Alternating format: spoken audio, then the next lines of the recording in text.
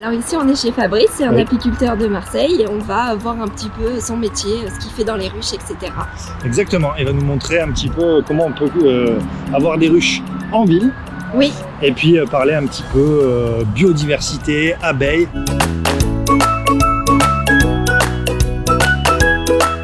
Ce rucher est en ville parce que en ville on n'a pas de pesticides que pourraient utiliser certains agriculteurs sur des cultures par exemple. Les pesticides sont une des premières causes de mortalité des abeilles. Je me prépare, j'ouvre et je les préviens que je suis en train d'ouvrir. Quand on ouvre une ruche, voilà, on en fume un petit coup. Donc là, avec le lève-cadre, je vais sortir un cadre avec des abeilles dessus. Voilà, vous avez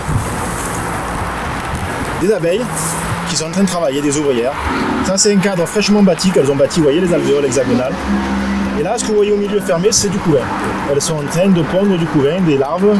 Fait partie d'une association qui s'appelle Apiculteur. Son but en fait de cette association est de sensibiliser la population, des gens comme vous, moi, n'importe qui, aux bienfaits de l'apiculture urbaine notamment, et aussi au respect de la biodiversité, et du respect de l'environnement et de la nature, expliquer aux gens à quoi sert la pollinisation.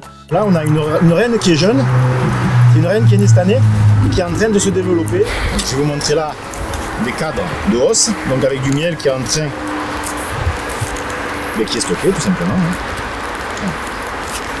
Donc là, vous avez un beau cadre rempli de miel. Là, il n'y a que du miel, il n'y a pas de couvain parce que j'ai mis une grille en dessous qui empêche la reine de monter.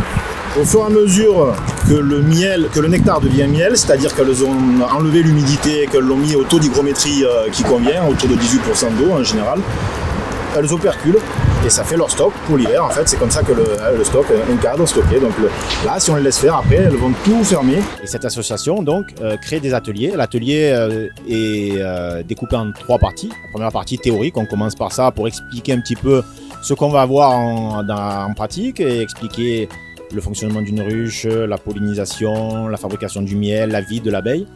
Et la deuxième partie, donc ce qu'on a fait ensemble tout à l'heure, c'est ouverture d'une ruche. Regardez ce que l'on a vu dans les cours théoriques. La dernière partie, c'est la partie ludique. On fait un petit jeu et on déguste les miels en aveugle aussi. Donc voilà, il y a des miels un petit peu particuliers, le miel de litchi, des miels qu'on n'a pas forcément l'habitude d'avoir ici.